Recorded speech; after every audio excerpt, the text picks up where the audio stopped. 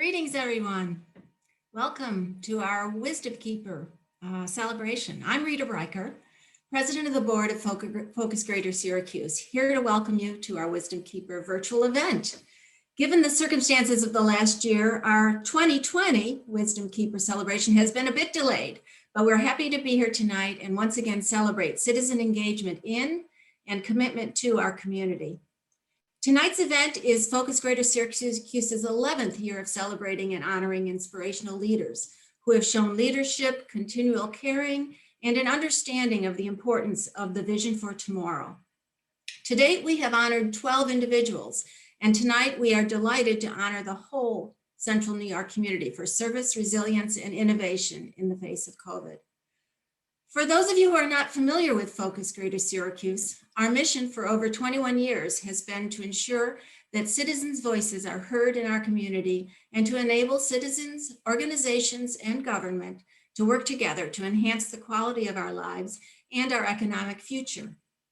Our annual Wisdom Keeper celebration is Focus's only fundraising event, supporting programs and projects for citizen-centered research, engagement, and planning programs such as our Focus Forums and Citizens Academy. The work we do would not be possible without the generous support of our sponsors and supporters, whose names you've seen on the slides on your screen. Events like this and the important mission of Focus in general could not happen without the valuable contributions of all our friends and supporters. I want to offer a special thank you to the following major sponsors: Syracuse University, the Dorothy and Marshall M. Reisman Foundation, KSNR and Associates, Wegmans, CNS Companies, Partnership Properties, and Danable and McKee. Thank you so much. Let me now recognize and thank everyone who helped make tonight happen. You know who you are. Special thanks to Suzanne Hensley, who chaired the event committee, the Focus board members who worked tirelessly alongside her, and particularly Dee Cleese, our Director of Strategic and Network Communications. I'm delighted now to introduce the evening's MC, Karen Franklin King. Karen is a longtime resident of Central New York, an accomplished broadcaster and producer, and a community leader in her own right. We all remember her as host and producer of WNYS TV's Channel 9 Open Line, then Syracuse's only weekday phone and television talk show, and the only one in the country with a female host at the time. She moved from there to WSYR Radio and as a co-anchor to Money as a corporate relations director, and began her own business in 1999. Karen has served in leadership roles with many civic and community organizations, and we're grateful for the impact she has had in so many dimensions of our community. Welcome, Karen. Thank you so very much, Rita. I appreciate that. It is indeed a pleasure to be your host for tonight and to help honor tonight's special Wisdom Keeper and those Wisdom Keepers who came before. I want to start the evening by thanking everyone who came out to help us celebrate Focus and to recognize our 2020 Wisdom Keeper, the entire Central New York community. Before we begin our program, I want to take a moment to acknowledge the previous 12 Wisdom Keepers, whose names you will see on the slide on your screen. Charlotte Chucky Holstein, co-founder of Focus. Judith Mauer, co-founder of Focus. William Sanford and Nancy Cantor. Neil Murphy. Orrin Lyons. Reverend James Matthews. Dr. Sharon Brangman. Betheda B. Gonzalez, Sean Kirst, and in 2019, my honey, Melanie Littlejohn, and Martin Jacobs. As Rita said, a Wisdom Keeper is one who has shown leadership, continual caring, and an understanding of the importance of the vision for tomorrow. All of our Wisdom Keepers have demonstrated and continue to demonstrate these qualities for the benefit of our community and for all of us. Now let's get to the heart of tonight's program, honoring the entire Central New York community for service, resilience, and innovation in the face of COVID. Our first speaker is Mayor Ben Walsh. His remarks will be followed by a series of video interviews with some of the amazing Central New Yorkers who have stepped up to meet the challenges of these times.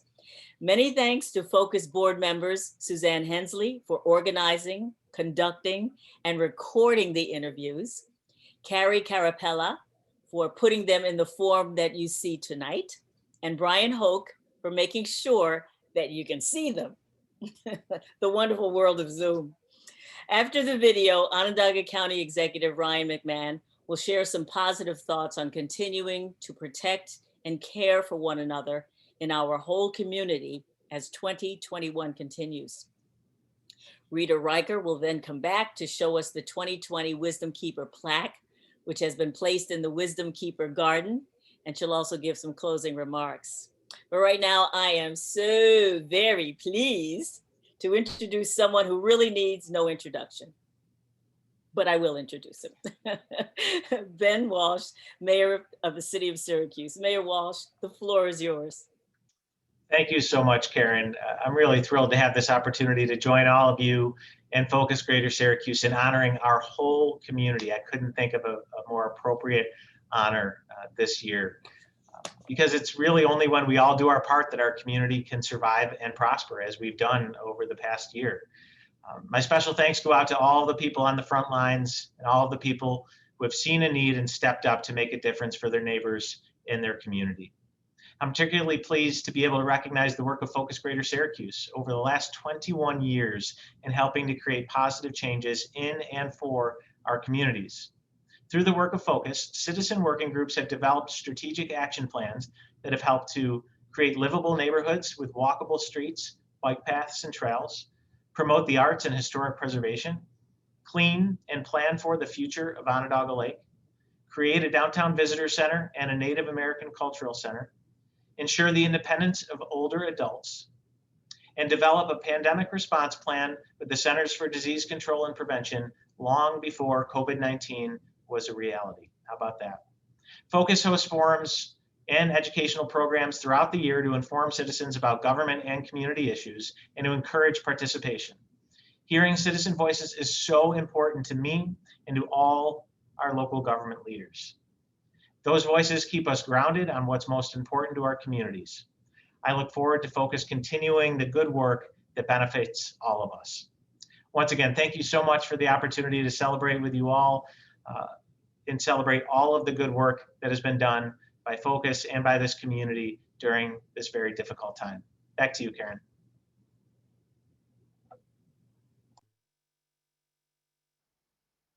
Thank you very much, Mayor Walsh. Appreciate that. Now let's watch a brief video of interviews with some of the amazing Central New Yorkers who have stepped up to meet the challenges of these times.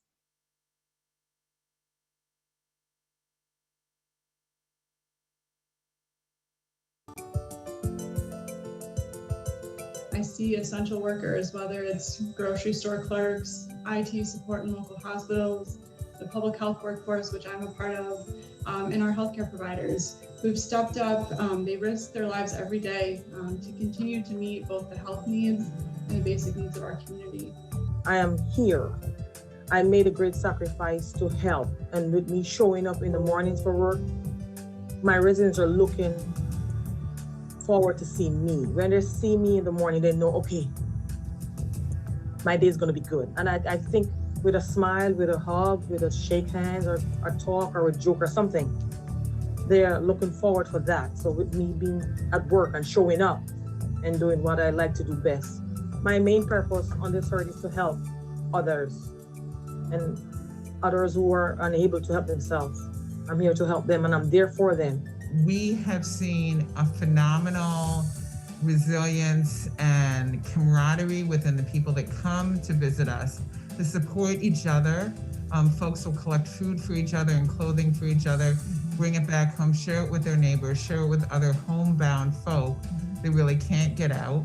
I've seen the congregation really step up, and people outside of the congregation step up with both donations that we've never seen before, which were lovely, especially when we were trying so hard to feed the city of Syracuse, and with volunteers. So we have a lot of volunteers that are more frequent from the congregation, and then people just from outside that see that we're feeding people, they come in and say, can we volunteer? And they come and volunteer too. So Yes. Our school, along with other schools, had to immediately pivot to remote learning for all of our students and kind of learn as we went. I think all of the teachers, certainly at our school and, across the county and across the United States have gotten very creative with how they've engaged students and really thought outside of the box. And it's really amazing to see, teachers do those sorts of things and do things differently than they ever have. It's certainly a challenge, I think, for everybody. Everybody in every field is doing things different.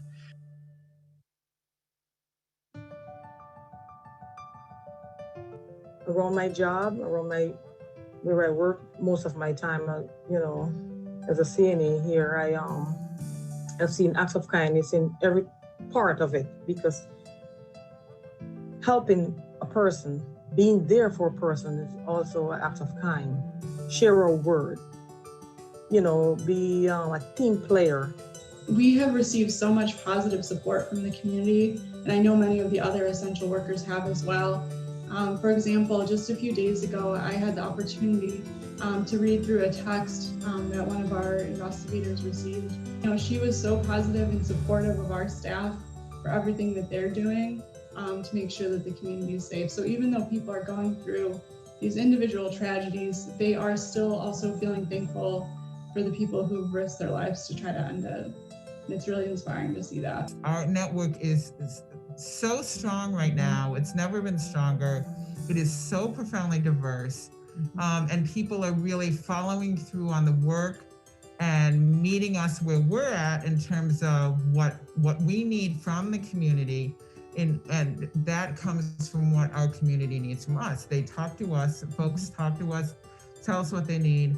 We go to our community, we go to the institutions, professionals, other volunteers, other agencies, ask them for support, and they rally with us and work with us and support us as best as they can. So in order to help everybody feel like they're part of the same community, part of the same school community as they normally would, we have daily announcements every day, just the same way that, every school has announcements where, here's what's going on with the school, we do the Pledge of Allegiance, that sort of thing. And our daily announcements are broadcast on the internet. We have a website in which families that are remote, as well as the students that are in person, can all tune in and watch those together and feel like they're part of one cohesive activity. Our mascot is a wolf.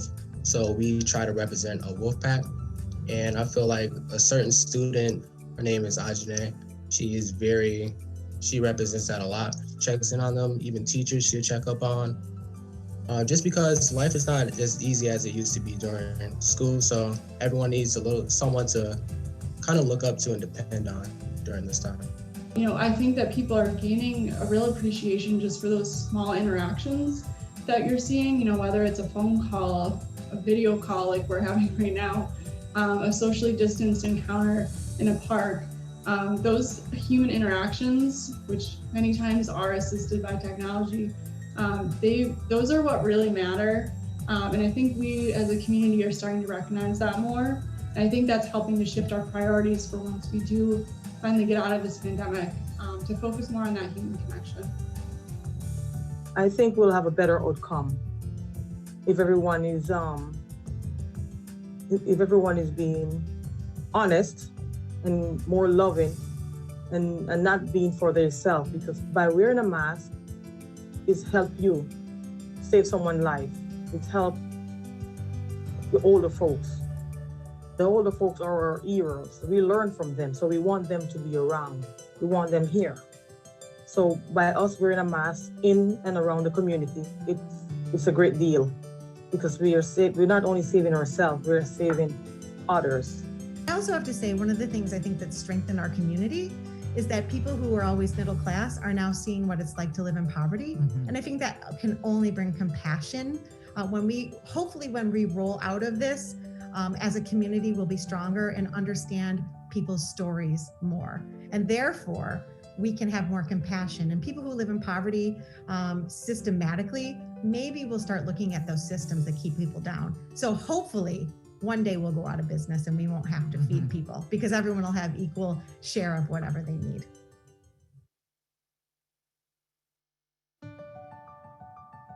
The pandemic has really made us realize how interconnected our community is.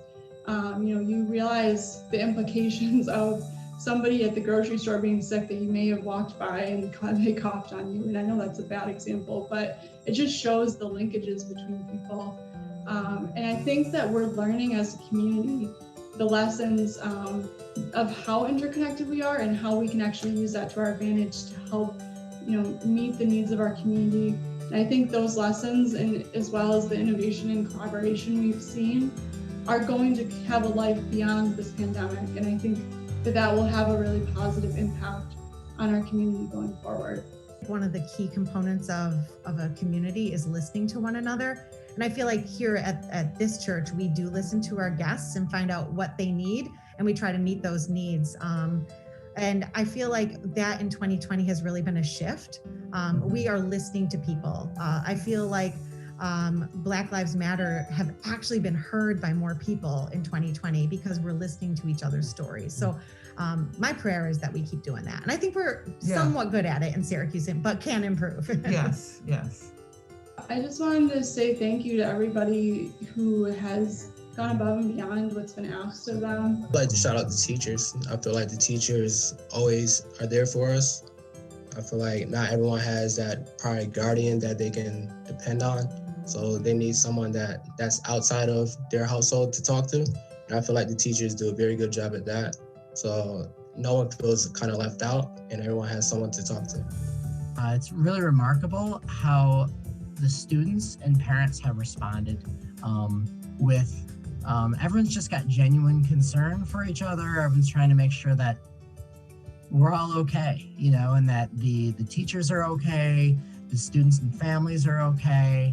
And we're going to get through this together.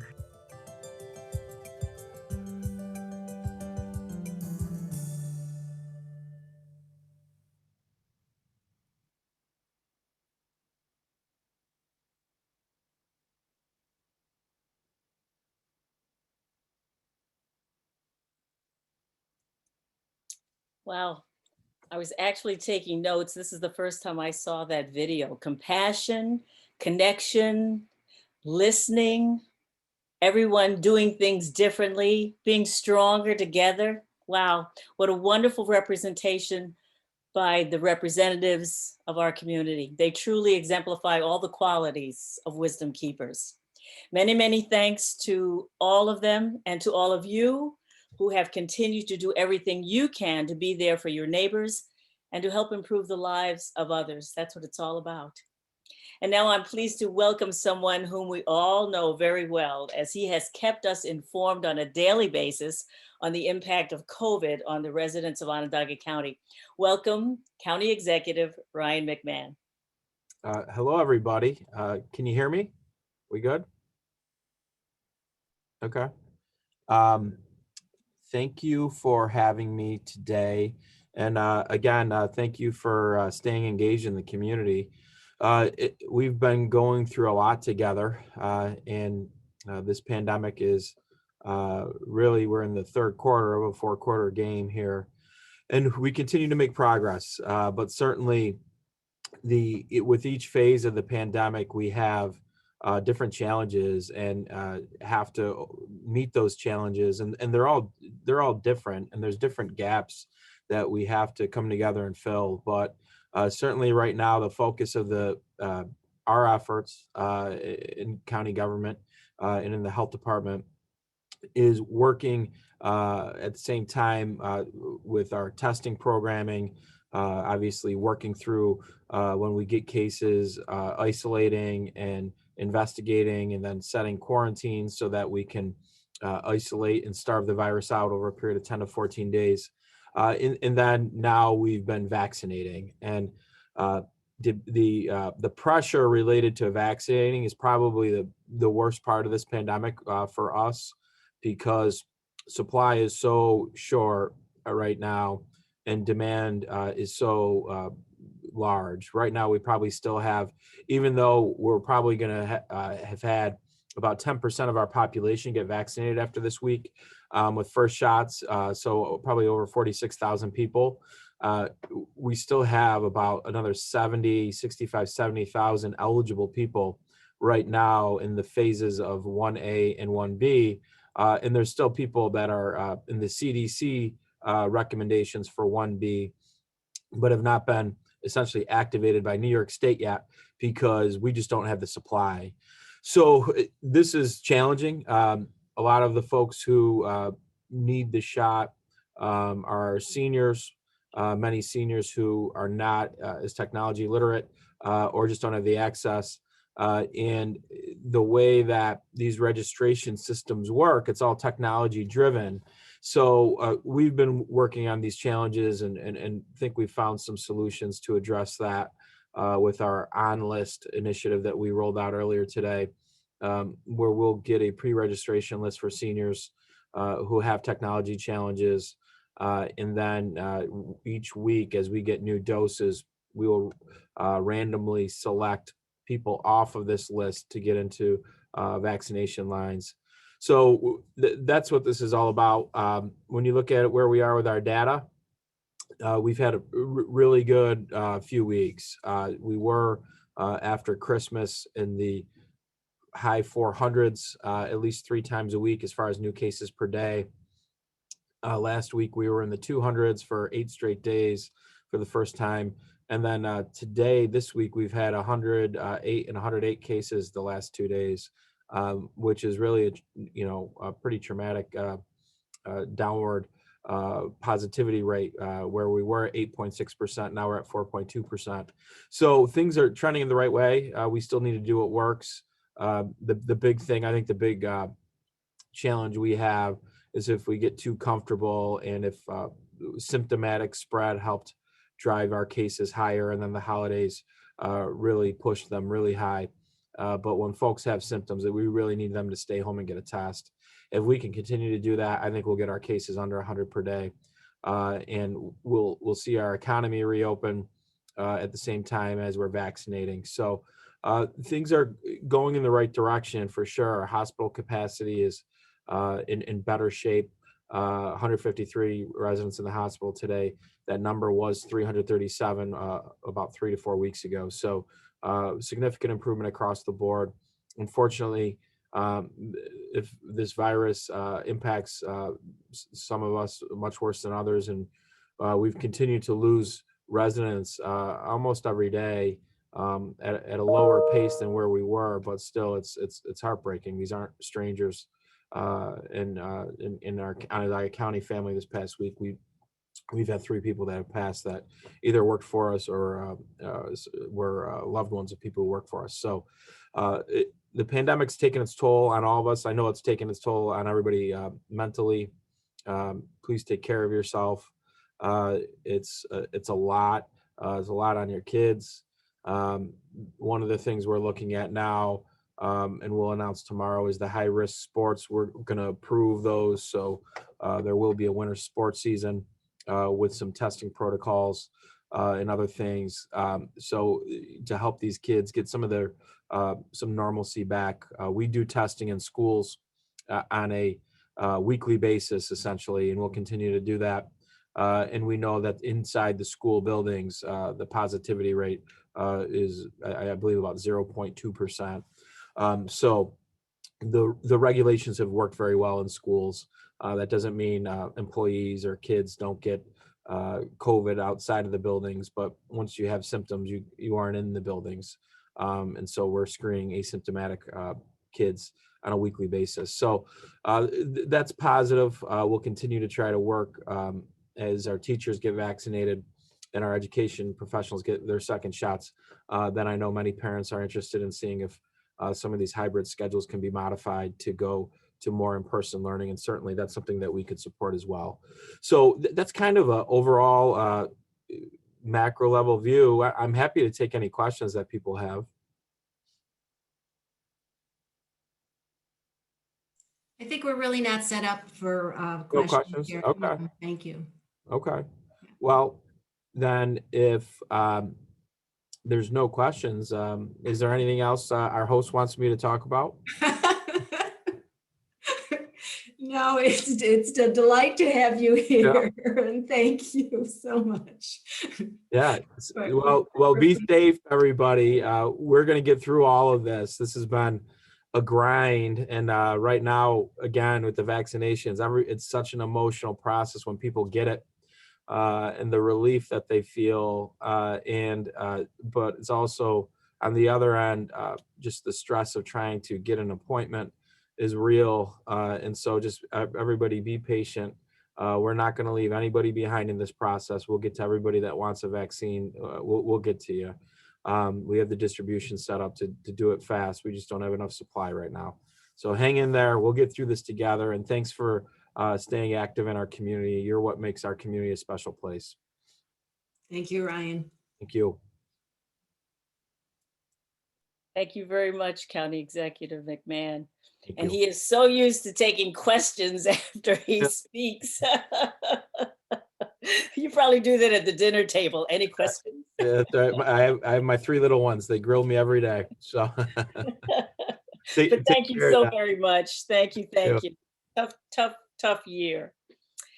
Before we conclude, I want to take a moment to reiterate the mayor's remarks about the role that Focus has had for over 20 years, empowering and creating opportunities for citizens to be involved in their community. Whether it's improving our waterways, promoting walkable streets and bike trails, fostering the arts, encouraging people to be active in their healthcare decisions, or making our region more livable for people of all ages. Focus has a strategic planning project for citizens that's led by the citizens and is very impactful. We also value Focus's ongoing programs like the monthly forums and Citizens Academy that bring us up to date on what's happening in our community so we can all become engaged. So at this time, I want to recognize the staff. Let me back up. I don't just want to recognize the staff. We all should recognize the staff and the board members of Focus and give them our thanks for the work they do to help our community improve. Thanks, all of you. Thank you, thank you, thank you. Mil gracias. The virtual floor is back to you, Rita. Thank you, Karen, and thank you so much for doing this. We always love to have you participating in our events. You're a bright light for all of us, so thank you. I want to, as is the tradition, the plaque honoring this year's Wisdom Keeper is not something we present to a recipient. Instead, it is installed for all the community to see in the Wisdom Keeper garden in the courtyard outside City Hall Commons, along with the plaques of all the past Wisdom Keepers. You can see an image of the plaque in the garden in the slides. Yes, it's right here next to my picture. My sincere congratulations and heartfelt thanks to the entire Central New York community. We are in it together and we're going to get through this together. That concludes this evening's program. Thank you again for joining us and for all your interest and support. If you have not yet made a contribution, you know I have to say this, right? If you have not yet made a contribution in support of Focus, I hope you will consider it this year. It's easy to do on our website, www.focussyracuse.org.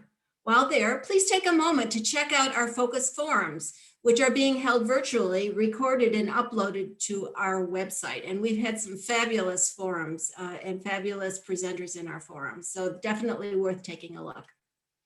As we go forward together in 2021, please continue to do all you can to help yourself, your family, your neighbors, and your community stay safe and well.